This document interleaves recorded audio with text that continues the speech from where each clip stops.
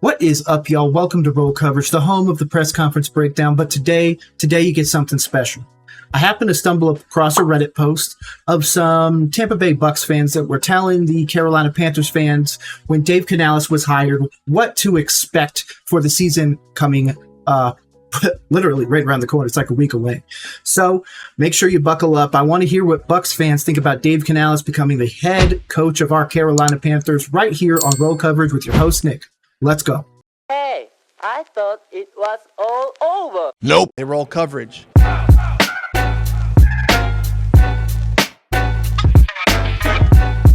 Okay, so here we go. Again, I'm going to make sure that this is linked below, so make sure you go check it out and you can follow me along. But, of course, the first one, enjoy runs on the first down for 1 yard. As we know, Dave Canales wants to establish that run. That's going to be a constant theme amongst Bucs fans now rid of Dave Canales, so obviously I want them to open their hearts up. There's a lot of information we can get, and hopefully they give us all of it. So, without further ado, let's keep going. I'll try to be objective and give you the most balanced take. He was an upgrade, more or less, on our last OC, Leftwich. He did some of the same stupid things Leftwich did, which made us believe either Bowles told him to coach like that, or we just hit the lottery with 2 OCs in a row doing the same mistakes. This was the first time since high school, LOL, that he was an OC, and it did show up. He was learning on the job as he went, so be careful and be patient with him. It will probably take a while to see him at his best.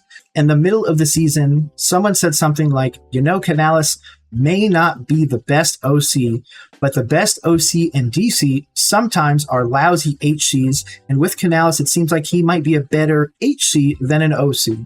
He will probably be our next HC after Bowles, so take that however you want. At the start of the season, the general consensus was, damn, teams will try to steal him this offseason, and then it went, damn, we are duped by Canales. This is not a big upgrade. WTF, he is not good.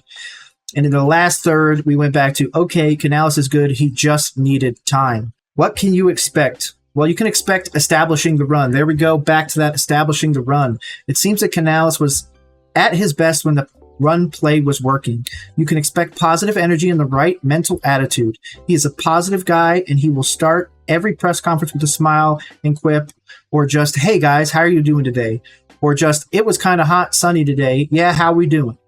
I noticed that he almost always starts the press with a question or a comment or a statement before the journalist asks anything, compared to Bowles, for example, who was just, hey, hi, hello, hi, good afternoon, nodding head and waiting for questions. And if you have been watching out on my Dave Canales breakdowns, which we have done a press conference breakdown of every single Dave Canales press conference that he has done with the Carolina Panthers, so make sure you check the link in the description for that. But he always starts off with his spiel. I know it's not a prepared speech, but it feels like it sometimes. It feels like he knows exactly what he wants to hit on. He always gives us a little nugget, but hey, obviously he's been doing that for a while. He is a first-year HC, so it will be tough to predict anything. His mindset and mentality is great, so from that point of view, he should be positive and keep it open with what needs to improve. Players here seem to love him, so he is an open person, and we wanted him to stay because players seem to like him, and we had he was solid in his first year and showed signs of improvement. He should be even better next year, right? And there were some people who weren't big fans of him too, but generally we wanted some continuity. Players will like him. He will have a positive mindset, and he'll probably be just as good as players around him. He should improve, you guys, but I don't know more. My honest opinion as an outsider, he'll be gone in 2 to 3 years. Your owner won't be patient, and he'll want you to be competitive in 2 years. This team seems not 2 years away from being a playoff contender, and Canales will be better with more time, so I don't know. That's an interesting one. I do agree with the end. I don't think Canales has very long. I think he needs 6 wins this season to keep his job. I think a 2 to 4 win season absolutely gets him fired. But it's interesting that others also see the dysfunction with Dave Canales, or not with Dave Canales, I apologize. Dave, you're not dysfunctional. The dysfunction with David Tepper. Okay, so that one was a good one. I like that one. Okay, here was another comment on that one. I agree with what OP said, and I will add on. Part of the responsibilities of being an HC is building a staff. Canales did not do that in Tampa. The only guy he brought in was Brad Itzik, the wide receiver coach, so who he is close friends with. I apologize. Everyone else was here first, maybe not the running back coach, but definitely offensive line and quarterbacks coach, where his connections are now, and who he'll bring in will be interesting. Expect a lot of people with ties to Seattle or Carroll, which is exactly what we saw. Part of the responsibilities is game management. Canales routinely called run plays in situations where the clock was a factor. End of halves, down many scores, which negatively affected outcomes. That's obviously quite a bit. Part of the responsibility is leading the whole team. We just don't know how much of an influence he had with the offense during the losing and helping turning it around. Lots of players have credited Bowles for remaining steady. Players definitely like him, but a coach being liked isn't the same as a coach being good. Rondé loved Raheem Morris when he was in HC, but pointed out that while he was fired up to play, he didn't know what specifically he had to do. Hopefully it won't be like that with Canales. Lots of unknowns and inexperience. That's not a bad thing, just is what it is. Okay. Very interesting one. Now here's another good one. Again, I'm going to make sure that you see their names before I start reading any of these. So if you want to go follow them on Reddit for some reason, which I'm not really sure why you would, but just in case. And again, this entire thing will be linked in the description below. So this one is, he's a style over substance guy. I'm sure he's an absolute killer in an interview, and there are people in this sub who wanted to fire Bowles and promote him to head coach based solely on the strength of his press conferences, which, as a breakdown person, that's again what we do here on Roll Coverage, I've pointed that out. He's really good in the press conferences, like A's all the time, really knocking it out of the park, but you can see the very distinct switch between a good day and a bad day. If there's something he does well, it's leveraging that charisma to build relationships with his players. The whole reason he got hired is because that dumpster fire in Charlotte is going to be raging for at least 2 more years, and Canales is best equipped of the bunch to be in Bryce's ear telling him to stay the course and do the work. It's a Hail Mary to keep the organization's most valuable asset from breaking because his confidence is shattered. I couldn't agree more. As far as X's and O's, he came up working with Pete Carroll, and you see the influence in his philosophy. Pete is famously in the ear of his offensive guys, telling them to pound the rock and establish the run to help his defense, and Dave is fully bought in. He came in raving about the mid-zone, heavy run version of the McVay system that Shane Waldron brought in for his last year in Seattle, and we saw a heavy-handed, rudimentary version of that in practice. We sucked absolute ass at running the ball, and unlike the previous year, it was not from a lack of effort, and it kind of leads us to his biggest flaw is the OC. Self-scouting and putting his best players in position to win. Few examples on it below. Okay, this is going to be an interesting one. Being married to the mid-zone with a back in Rashad White doesn't match the scheme. While White is a menace in space, but he doesn't diagnose very well, and he doesn't have great change of direction, skills, or acceleration. Running that guy off guard, the weakest part of our offensive line, is criminally irresponsible, turning his shoulders and let the guy run wide so he can get to speed and doesn't have to think much. Hell, even McVay, who the system was lifted from, ran almost no mid-zone this year. He paired the wide zone with duo as his base runs. Ooh, interesting. That makes the Brooks pick. Jonathan Brooks, our running back out of Texas. Again, he's not going to come into a week 3 or 4, but that is an interesting flavor to that. So that tells us he's probably going to love that mid zone, or maybe he, tries to balance the two. Manufacturing touches for fringe NFL player Devin Tompkins when you have Chris Godwin sitting right there. Come on, dude, you aren't outsmarting anyone with this shit. DT is literally too small of a target to throw to. If he's on the field, defenses are keying on him doing gadget stuff. Godwin is good with the ball in his hands. If you want to fold in jet sweeps or wide receiver screens, call them to the guy who is already on the field. And Keeft had 2 targets on our opening drive of the season and dropped them both.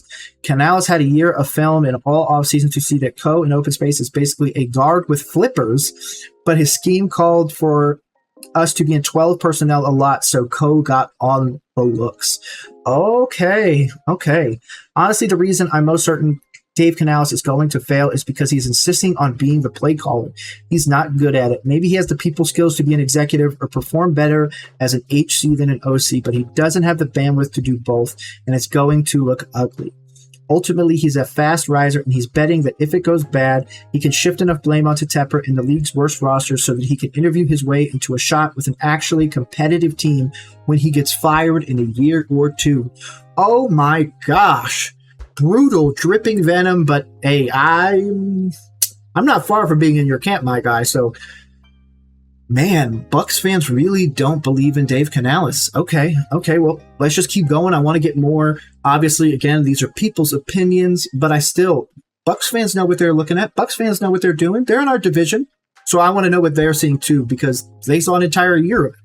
He's just a first-year OC who didn't do very well all season, who isn't ready to be an HC by any means.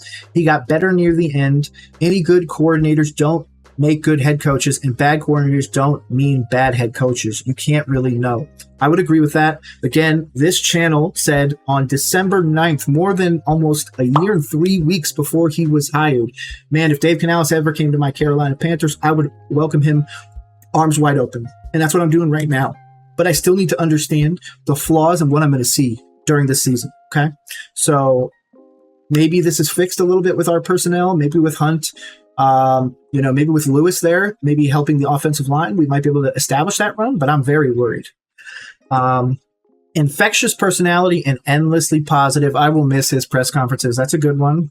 Expected drive-killing gadget play. Called it the worst possible time for a 7-yard loss every single game. Ooh, that's a tough one. He put up 0 touchdowns and under 230 yards of offense in a must-win Week 18 game against your team.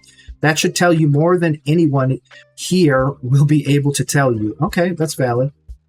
Dave was not the Bucs' first OC or first choice for OC. Wasn't the second to eighth either. No one wanted to take the OC job for Coach Bowles. They believed wasn't going to have his job past the 23rd season. Okay. Brady gone at $150 million dead cap hit. It wasn't looking very good. Dave is a great guy, extremely charismatic and optimistic. Baker called him an optimistic bully, but he wasn't really ready to be an OC. His system is not great for the reason he only ran to the right or up the middle, despite the fact that he had one of the best left tackles in football to run behind in Tristan Wirfs. His system is great for young and not so smart quarterbacks, but if you have a QB who can audible at the line when the original call doesn't match up well, BS the defense, it helps to avoid wasted downs. I apologize for the delay. Dave's system gives you a ton of wasted downs, always in 3 and 6 plus. Hopefully he is a better HC and has hired an experienced DC and OC. Our OC was the Bucs wide receiver coach who was with Canales. He's now the youngest OC in the NFL and the first-year play caller. Brad Idzik is his best friend. He stayed at his house in Tampa with his family while he was looking for a home. Nice guy. They are young, up-and-coming guys. I have no idea why they'd be asked to be HC and OC at this point in their careers. They took some of Bruce Arians' guys with them, special teams and offensive line coaches. They have a lot of experience. I wish Canales the best. He could be a fast learner and become a great coach. It was a risky choice. He did not show improvement throughput the year. I think that means throughout the year. I think Carolina owner has a lot of good prospects, spooked by his behavior. Good luck in 15 of your 17 games. I feel that. Okay. I liked him, but he wore the headphones. We made smoking plays when he didn't. It was Bowles calling or the booth. I don't know. I like him. We need him for just one more year, though. I'll pay shipping. Just go ahead and send him back home. Okay, thanks. That one's a good one. But one of the things that I did hear previously is that maybe an Arians or a Bowles did call some of those games and just wasn't reported. And that was basically helping Dave Canales get an opportunity. So that's an interesting as one. Okay, and the last one, again, we're just trying to see what Bucs fans thought about Dave Canales coming to our Carolina Panthers. This is our last one of the video, so make sure you subscribe and do all that other stuff. But this one says, Canales was better than Byron. He was able to get top production out of Mayfield. Evans and White had good years, so he understands what to do. He likes to pound it up the middle, even when it doesn't work after time and time. But I think he tries to coach to offensive players' strengths as far as skill players and QBs. He'll relate to Bryce better than Reich did. He's a bright guy, he's a likable guy, and he's there because Dan Morgan is there, and because no established head coach is going to want to go coach for Tepper's crazy ass. Overall, you guys could have done a lot worse. He is a work in progress, and Tepper is going to have to give the man 2 or 3 years minimum. If he's not willing to do that, Canales is a dead man walking. And that's what I agree with as well. Dave Canales needs, like I said, those 6 wins to continue this. If he ends up with 4, 3, 5 might be able to escape, but I feel like 6 is the true barometer. He needs to see this offense take a huge jump forwards, especially with all the additions we made, the trades, getting rid of Brian Burns, and so much. But I want to know your thoughts. Do you really think that these Bucs fans, that they're close? That they're at least in the ballpark about what Dave Canales is going to be? Because if that's so, we're looking for a new head coach in a year or two. And of course, I'm going to get a lot of hate for being the one that said I wanted Dave Canales over here. But hey, I said we needed to give him time to build. I agree with what these people are saying. Dave Canales needs 2 to 3 years to build this, just like Frank Reich needed 2 to 3 years. But if we give Dave Canales 11 games and he's out of the building, this is absolutely a David Tepper problem. If he's gone after this year, it's absolutely a David Tepper problem. And the symptom of what he did to Reich will continue to poison the well for all future head coaches. I know a lot of you guys didn't like Reich. I know a lot of you guys don't like Canales, but there's definitely something there with the Tepper issue. Let's hope that Dave can fix it.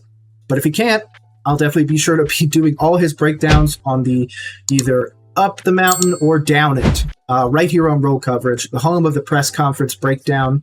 My name is Nick, your host as always. Make sure you come back for more as I make sure to post videos on the regular. Otherwise, have a great rest of the day. Peace.